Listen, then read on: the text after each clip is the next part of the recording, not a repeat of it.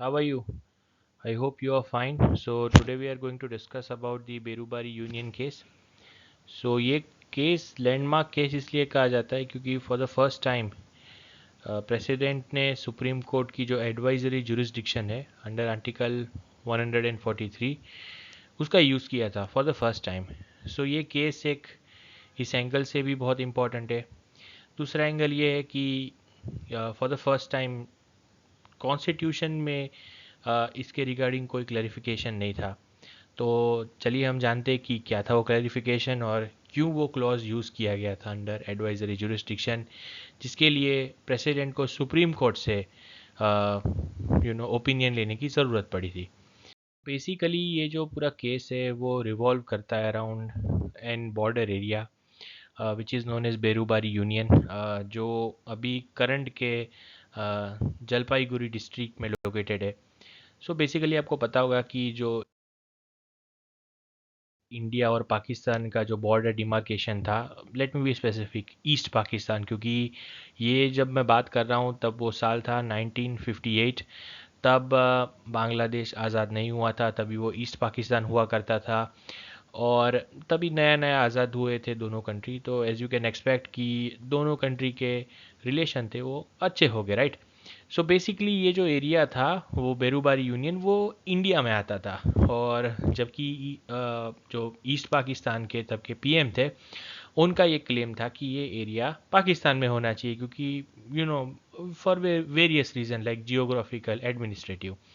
तो ये बहुत छोटा और इनसिग्निफिकेंट एरिया और इससे कोई मतलब बनता भी नहीं है. तो बेसिकली ये एरिया के रिगार्डिंग पूरा केस था कि ये एरिया हमें इंडिया में से पाकिस्तान को ट्रांसफ़र करना है, मतलब कि हमारा इंडिया का कोई जो पार्ट है, लैंड है, वो हम पाकिस्तान को ट्रांसफ़र करने वाले थे. सो बेसिकली इस चीज़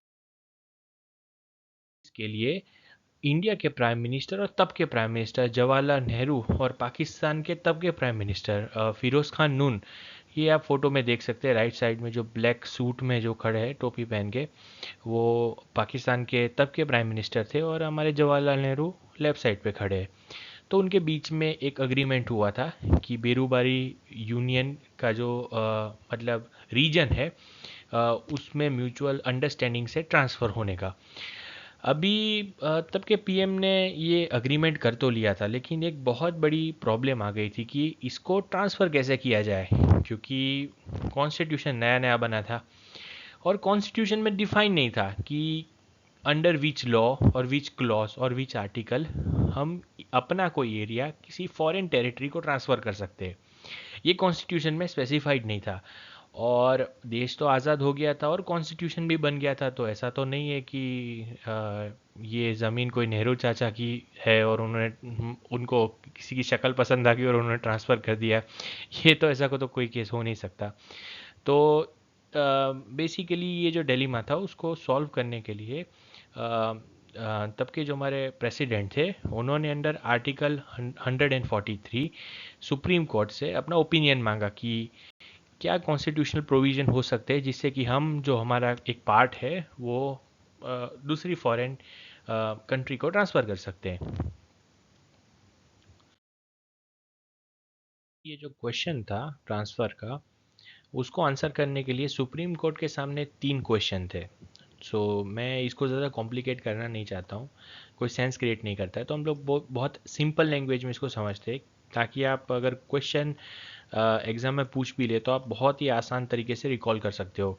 सो पहला क्वेश्चन था कि क्या आर्टिकल 3 के अंदर कॉन्स्टिट्यूशनल कोई प्रोविज़न है कि हम इंडिया की किसी लैंड को किसी फॉरेन कंट्री को ट्रांसफ़र कर सकते हैं. सो बेसिकली जो आर्टिकल 3 किसी को नहीं पता है तो आई होप दैट आप श्योरली चेकआउट करेंगे, लेकिन फॉर अ स्मॉल रेफरेंस मैं बता दूं, आर्टिकल 3 न्यू स्टेट्स और alteration of boundaries of state को डील करता है. मतलब कि जो भी करंट स्टेट है इंडिया के, तो उसकी बाउंड्री चेंज करने का वो क्लॉज है और कैसे कोई एक नया स्टेट बनाया जा सकता है, तो उस पे डील करता है, ना कि इस पे कि करंट किसी स्टेट के पार्ट को हम किसी फॉरेन टेरिटरी को ट्रांसफ़र कर दें. सो बेसिकली आर्टिकल 3 के अंदर क्या इसका सॉल्यूशन लिखा है, क्वेश्चन नंबर 1। क्वेश्चन नंबर 2 था कि क्या constitutional amendment under article 368 require है ऐसे ट्रांसफ़र को करने के लिए, या सिर्फ एक एग्जीक्यूटिव ऑर्डर से पॉसिबल हो सकता है। ये एक क्वेश्चन था, जेन्युइन था कि क्या पावर्स हो सकते हैं। और basically the third question is that what is a procedure for the transfer. So basically क्या मतलब एग्जीक्यूटिव खुद अपने मन से ट्रांसफ़र कर सकता है, या एक कैबिनेट ऑर्डर पास हो सकता है, या फिर पार्लियामेंट में बिल आना होगा, क्या हो सकता है प्रोविज़न। तो ये तीन क्वेश्चन जो थे वो सुप्रीम कोर्ट ने अपने सामने रखे थे और जिनका जवाब ढूंढने की सुप्रीम कोर्ट कोशिश कर रही थी। So basically as we saw the three three issues, and after dealing with the three issues the Supreme Court came with the answer. First is that Article 3 does not empower Parliament to cede Indian territory to a foreign country. इसका मतलब बहुत simple है कि under article 3 India किसी और country को अपनी territory transfer नहीं कर सकता है। तो आर्टिकल 3 अब हमारे किसी काम का नहीं है इस चीज़ के लिए। जो सेकंड एडवाइजरी और जो ओपिनियन था सुप्रीम कोर्ट का वो था कि अगर हम अपनी किसी टेरिटरी को फॉरेन कंट्री को ट्रांसफ़र करना चाहते हैं तो उसके लिए हमें कॉन्स्टिट्यूशनल अमेंडमेंट करना होगा। बिना कॉन्स्टिट्यूशनल अमेंडमेंट के इंडिया अपनी किसी टेरिटरी को फॉरेन कंट्री में ट्रांसफ़र नहीं कर सकता है, और वो भी under article 368 special majority, not simple majority. Okay, ये एक बहुत ही इंपॉर्टेंट क्लैरिफिकेशन है। सो इसका मतलब ये नहीं कि सिंपल मेजोरिटी हो गया तो जो भी मन में है वो हमने ट्रांसफ़र कर दी ज़मीन, ठीक है, ये ऐसा नहीं है। तो under article 368 under special majority parliament can transfer the land from India to any foreign country.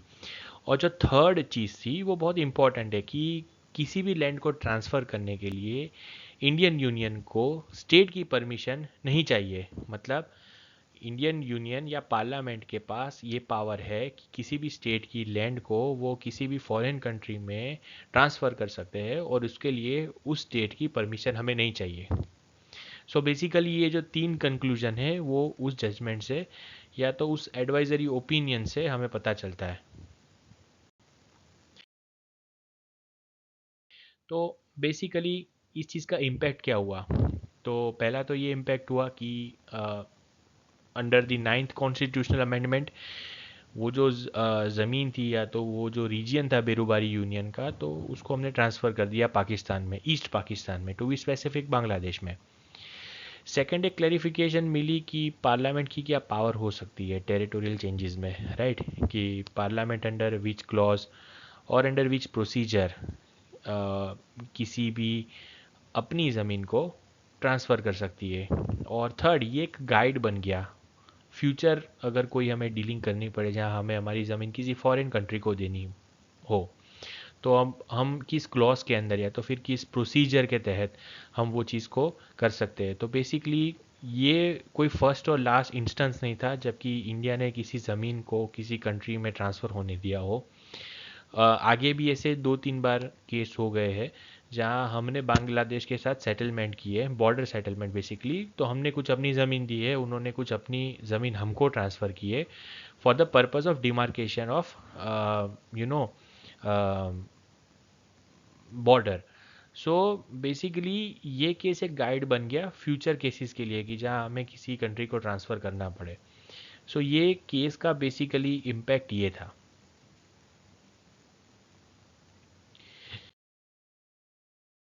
का कंक्लूजन सिर्फ इतना ही बनता है कि पार्लियामेंट को अगर अपनी किसी ज़मीन को ट्रांसफ़र करना हो तो वो without amending on the constitution वो उस चीज़ को ट्रांसफ़र नहीं कर सकते।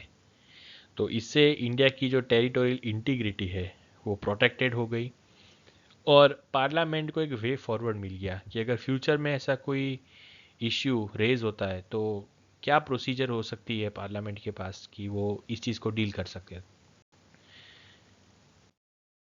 एक बहुत ही इंटरेस्टिंग वर्ड सामने आया था जब ये केस के बारे में आप रिसर्च करोगे तो उसका नाम है enclave. So what is enclave. An enclave can refer to a territory entirely surrounded by the territory of another country, or it can be a separate group or area within a larger one. So basically ये मोटी मोटी बातें छोड़ो, इसका best example है UAE. UAE मतलब Dubai, मतलब for simpler meaning United Arab Emirates का जब आप मैप खोलोगे तो उसमें नियर दी पेनिनसुला आप देखोगे कि एक रीजन है यूएई के अंदर, जिसके अंदर ओमान की एक टेरिटरी है। मतलब यूएई कंट्री के अंदर ओमान की टेरिटरी है, और ओमान की टेरिटरी के अंदर यूएई की टेरिटरी है, सब टेरिटरी। आप समझ सकते हो?